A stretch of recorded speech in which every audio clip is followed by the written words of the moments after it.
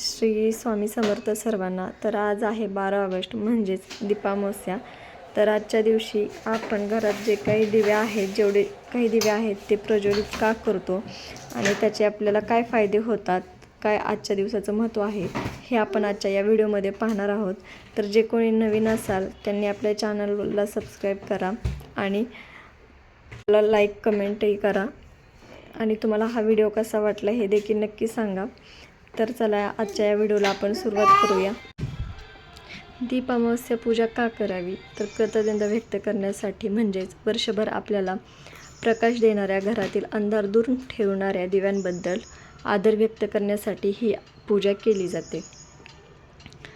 नकारात्मकता दूर करण्यासाठी, म्हणजेच आषाढ महिना संपताना पावसाळ्याचे दिवस असतात. या दिवसात वातावरण दमटपणा आणि अंधार जास्त असतो. घरात नकारात्मकता आणि जंतू नष्ट करण्यासाठी दिवे लावून वातावरणात चैतन्य निर्माण केले जाते. आणि आजच्या दिवसापासून श्रावणाचे स्वागत, म्हणजेच श्रावण महिना, उद्यापासून सुरू होणाऱ्या पवित्र श्रावण महिन्यातील व्रतकैवल्याची सुरुवात चांगल्या विचारांनी आणि प्रकाशाने व्हावी म्हणून आदल्या दिवशी ही पूजा करतात, म्हणजेच दीप प्रज्वलन करतात. ही पूजा केल्याने काय मिळते, म्हणजेच काय फायदे आणि फलप्राप्ती आहेत? तर आरोग्य आणि सुखसमृद्धी. शुभ करोति कल्याणम आरोग्यम धनसंपदा या श्लोकाप्रमाणे घरात राहणाऱ्या सर्व सदस्यांचे आरोग्य चांगले राहते आणि संपत्तीत वृद्धी होते. नकारात्मक ऊर्जेचा नाश. घरात दीप प्रज्वलित केल्याने घरातील भीती, नैराश्य आणि दारिद्र्य दूर होऊन सकारात्मक ऊर्जा निर्माण होते. अज्ञानाचा नाश.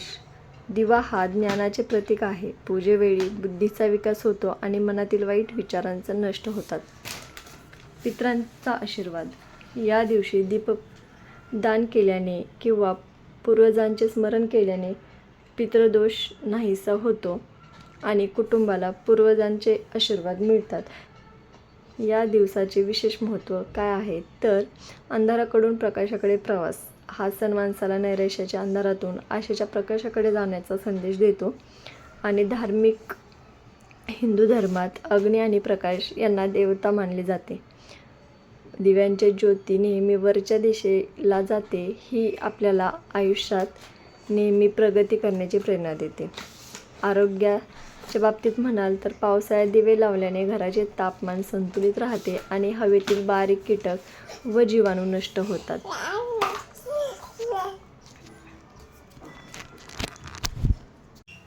थोडक्यात सांगायचं तर घरात सुख, शांती, समाधान आणि उत्तम आरोग्य लाभावे यासाठी दीपामावस्या साजरी केली जाते. तर त्यासाठी आपल्याला घरात जेवढे काही दिवे असतील ते स्वच्छ धुवून घ्यायचे आहेत आणि देवपूजा केल्याच्या नंतर एका पाटावरती स्वच्छ कपडा अंथरून दिवे प्रज्वलित करायचे आहेत. त्यांना फुलं अर्पण करायचे आहेत आणि काही कणकीचे दिवे बनवून त्या घरातल्या दिव्यांचे ओवाळून, म्हणजे औक्षण करून पूजा करायची आहे. तसेच आपल्या घरानुसार लहान मुलं असतील तर त्यांचे औक्षण देखील आज केले जाते. तर लहान मुलांचे औक्षण का केले जाते? तर आज दीपामावस्येला दिवाळी अमावस्या असेही म्हणतात.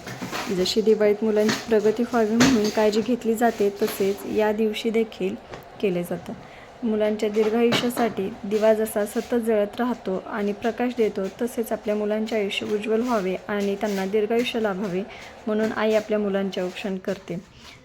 दिव्यांची ज्योत नेहमी वरच्या दिशेने जाते. मुलांची बुद्धी आणि यश नेहमी असेच उंच राहावे म्हणून आज लहान मुलांचे औक्षण केले जाते. तर लहान मुलांचे औक्षण करण्यासाठी आपल्याला काही कणकेचे दिव्यांचा वापर करायचा आहे. तर पूजेतील कणकेच्या दिव्यांनी मुलांचे औक्षण केले जाते. त्यालाच मुले वाळवणे असेही म्हणतात. जे काही मगाशी आपण सांगितलं की घरातल्या दिव्यांचे औक्षण करायचं कणकेच्या दिव्यांनी, तर तेच कणकेच्या दिव्यांनी आपण आपल्या लहान मुलांचं देखील औक्षण करायचं आहे. तर अशा प्रकारे तुम्ही देखील आजची दीपामावस्या साजरी करू शकतात. आणि जर घरी तुमच्या लहान मुले असेल तर त्यांचं औक्षण हे नक्की करा.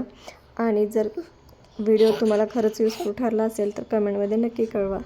तर भेटूया पुढच्या व्हिडिओमध्ये. श्री स्वामी समर्थ.